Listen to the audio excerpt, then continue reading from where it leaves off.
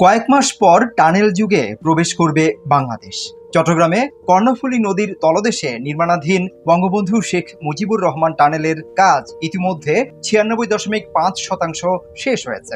বাকি কাজ শেষ হলেই উদ্বোধন করা হবে বহু প্রতীক্ষিত বঙ্গবন্ধু শেখ মুজিবুর রহমান টানেল। ইতিমধ্যে নির্ধারণ করা হয়েছে যানবাহনের টোল হার। সংশ্লিষ্টরা বলছেন, টানেল চালু হলে যোগাযোগ, পর্যটন ও অর্থনীতির গতিতে ইতিবাচক প্রভাব ফেলবে।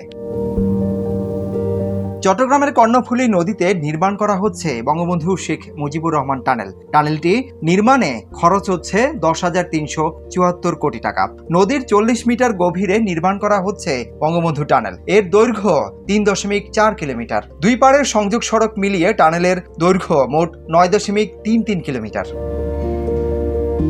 প্রকল্প সূত্রে জানা যায়, 2022 সালের 26 নভেম্বর প্রথম টিউবের সিভিল কাজ শেষ হয়েছিল এবং ওই দিনেই প্রধানমন্ত্রী শেখ হাসিনা দুই টিউবের ওই টানেলের প্রথম টিউবের পূর্ত কাজ সমাপ্তি উদ্বোধন করেছিলেন।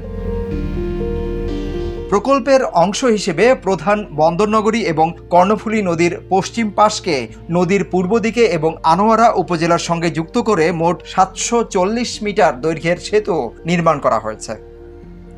সিদ্দিকুর রহমান রোমন, প্রতিদিনের বাংলাদেশ।